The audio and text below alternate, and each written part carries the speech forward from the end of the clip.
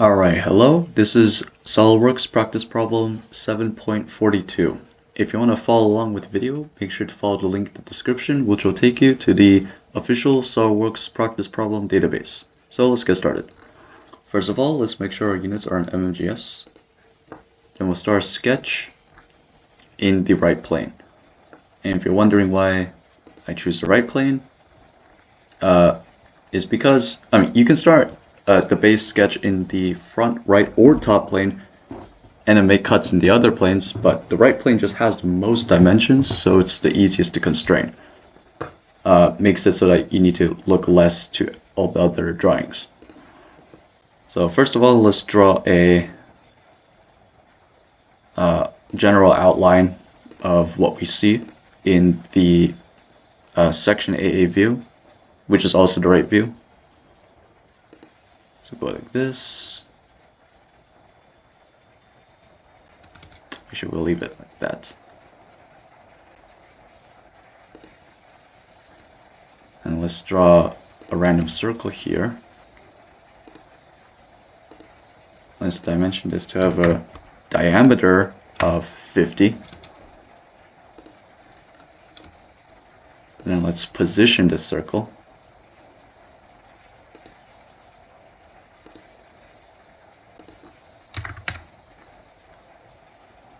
By adding the respective dimensions to the center lines. So now the center is not fixed. From origin to center will be 55. And now the center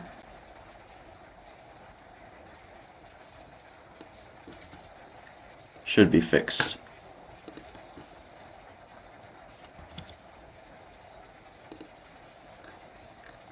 And we're going to add a horizontal line from this edge point right here. And we're going to dimension the horizontal line to be 9. And if you're wondering where this horizontal line of 9 came from, it came from the offset around the curve of this circle, which would also include this horizontal bit at the end. And we're going to connect these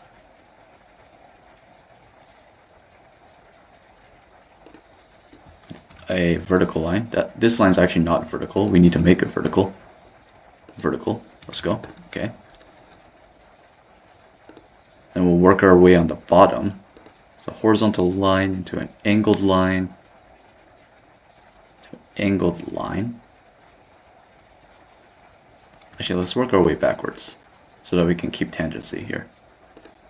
So good. Tangent. And then let's make a diagonal line for this. Okay. So this is your general botched geometry, and then you'll constrain it using dimensions. So first of all, the height, not the total height, but the height from second step to very bottom will be 125. And let's fix this diagonal. So the height of the diagonal is going to be 22, and the angle of the diagonal is going to be 30 degrees. And the only thing left that's not constrained is this.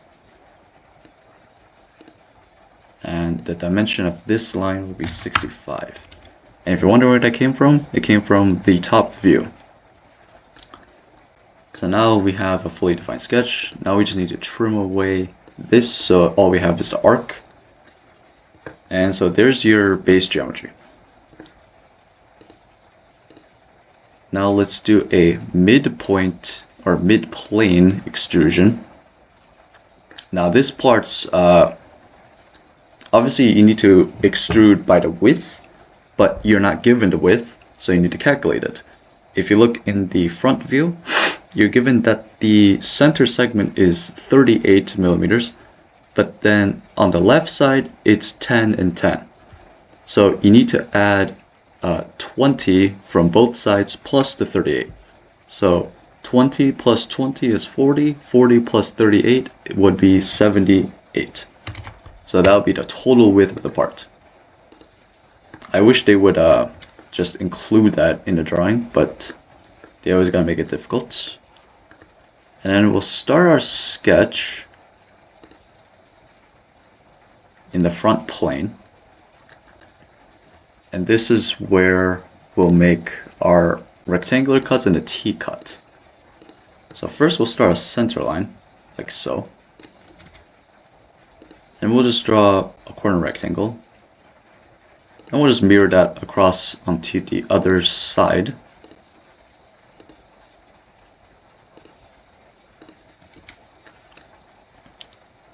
Let's make these a little taller.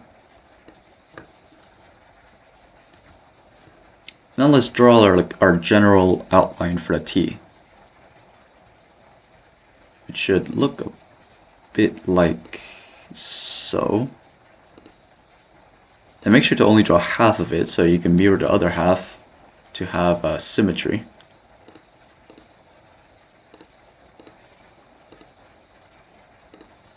There you go. And you want to close off the tops to have a closed contour. Now, the dimensioning of this part is extremely weird because you have to dimension the lines of this T cut with respect to these rectangles.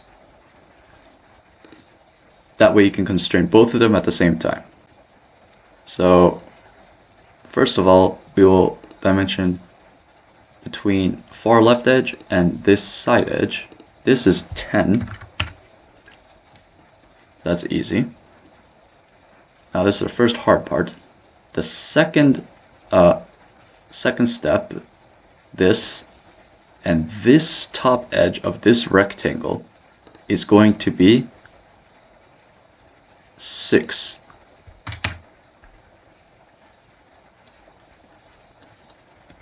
Now this obviously doesn't look anything like drawing. You just need to push this up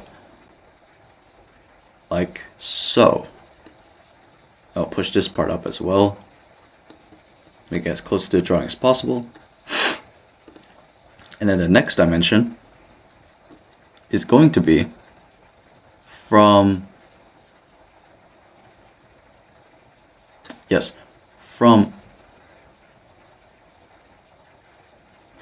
this side edge, the one we selected earlier, and this right edge of the left rectangle. It's an extremely peculiar dimension, and this will be 10.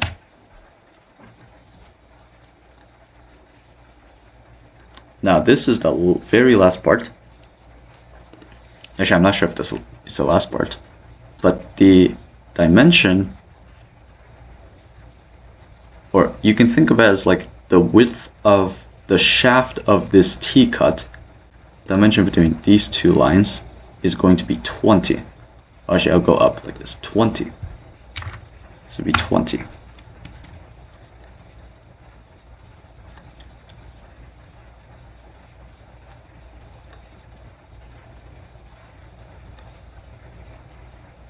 And of course, there still seems to be a problem.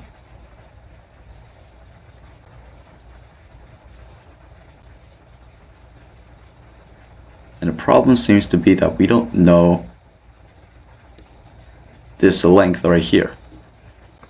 How tall is it?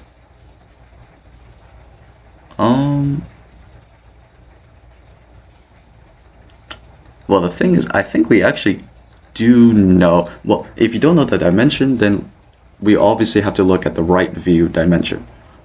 And from the right view dimension, it's pretty clear that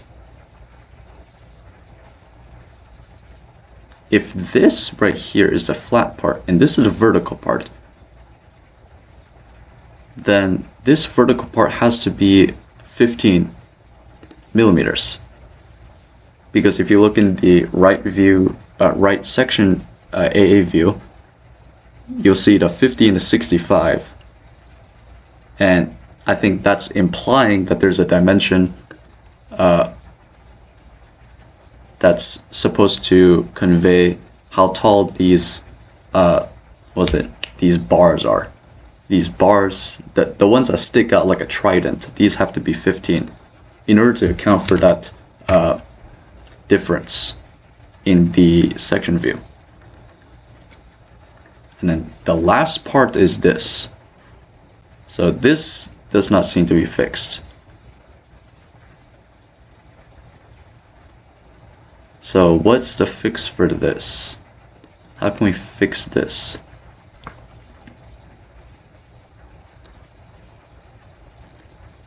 How do we fix this? Let's see.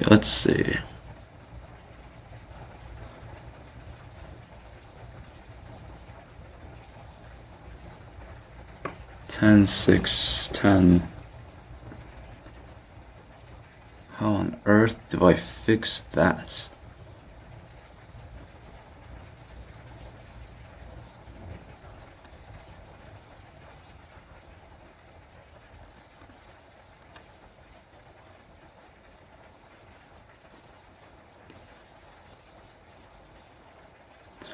Oh my god, wait. 6 typical.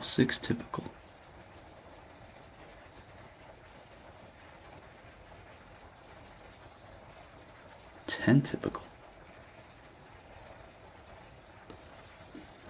Oh my, wow.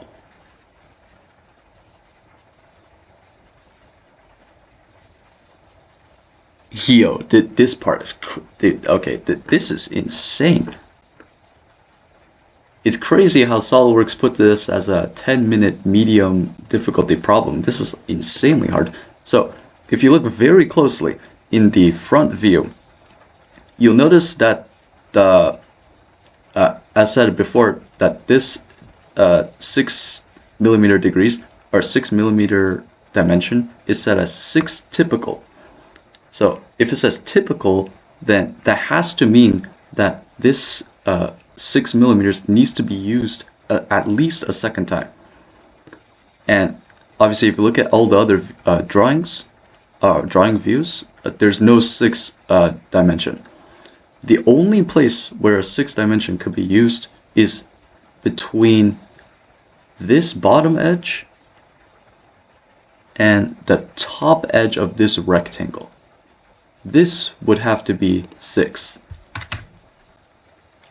That's literally the only possible way to fully constrain this T-cut, which would also explain why it says 6 typical next to the 6 millimeter dimension, because it's 6 twice. Wow. So this is you really gotta look extremely carefully at the drawing. It's deceptively simple. Well, anyway, now we can finally do our extrude cuts, and we will just do through all cuts. Through all, click OK. See, we already have pretty close to what we're looking for. And now let's look at the top cuts. So let's go sketch in the top plane, like so.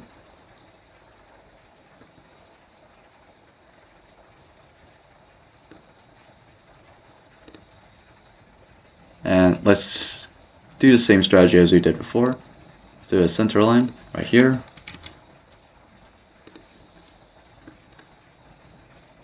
Let's make a rectangle like this. Copy it to the other side.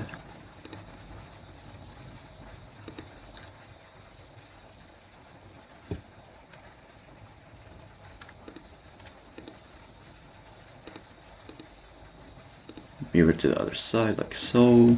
Select OK. Okay. And then there will also be a slight cut right here.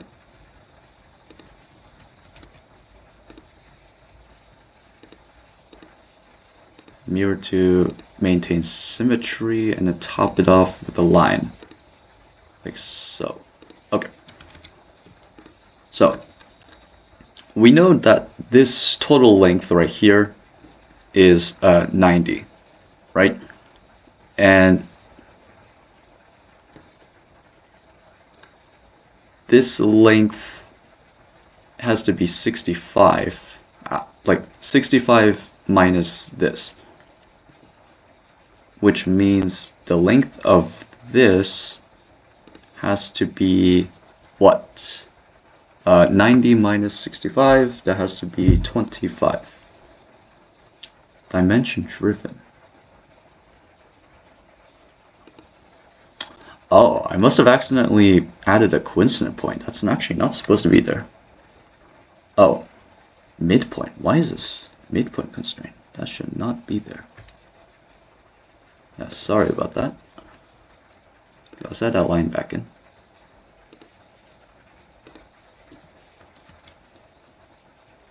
Yes, okay. Sorry about that. So this side length is supposed to be 25. Since 90 minus 65 has to be 25. And then and then yes, and then this is another implied dimension. If you look at the front view, you'll see that the 38 width dimension also applies to the back on this side. So the distance between these two rectangles has to be 38.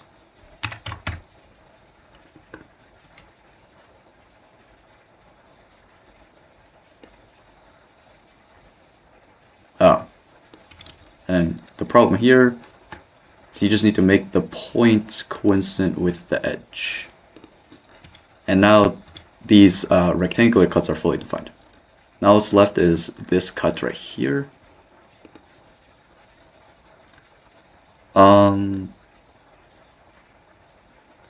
Yes. Also another implied dimension from the front view. The width of this cut has to be 20. And the width of the cut has to be 20. But then the question is, how deep is it going to go? Or what's its height going to be?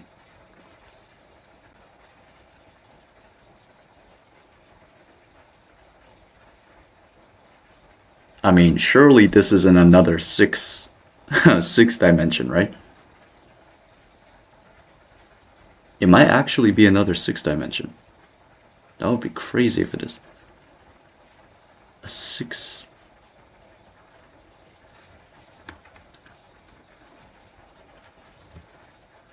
Wow, this part is ridiculously difficult.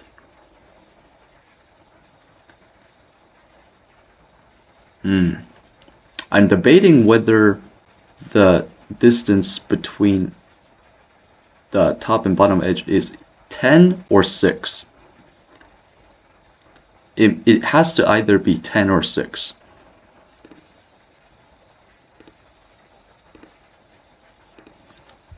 It should be closer to 6.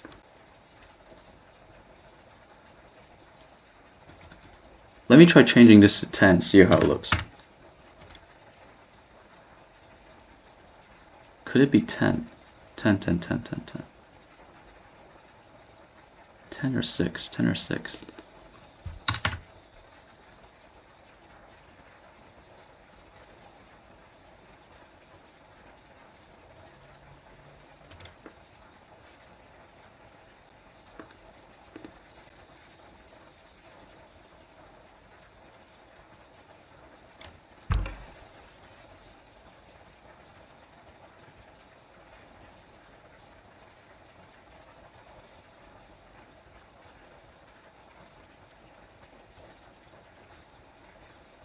No, it's 10. It's 10, it's 10, it's 10. It has to be 10.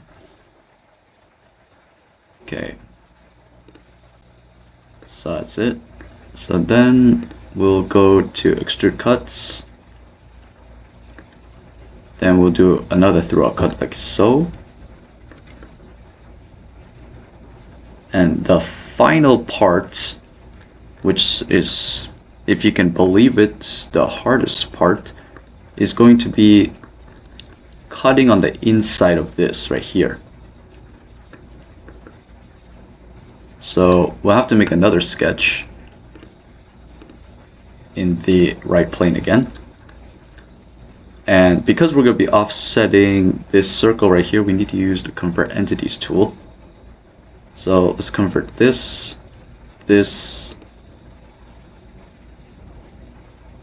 I believe that's all we need to do.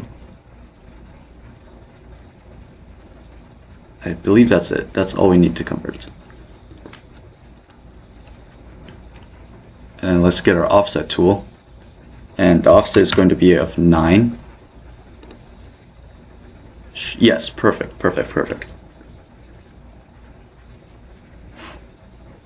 Going to select OK.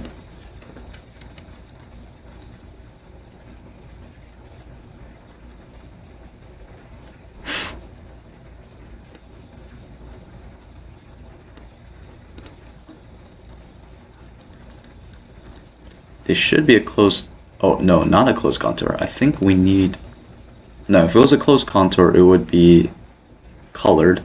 So we need to close the contour manually. Like so.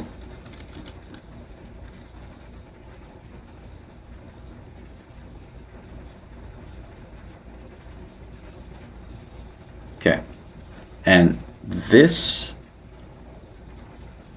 outline right here is what's going to be cut on the inside. And how deep is it going to be cut on the inside? It's going to be cut by 20. And that 20 again is implied from the front view. So we are going to go to Features Extrude Cut. But this is going to be a mid-plane cut.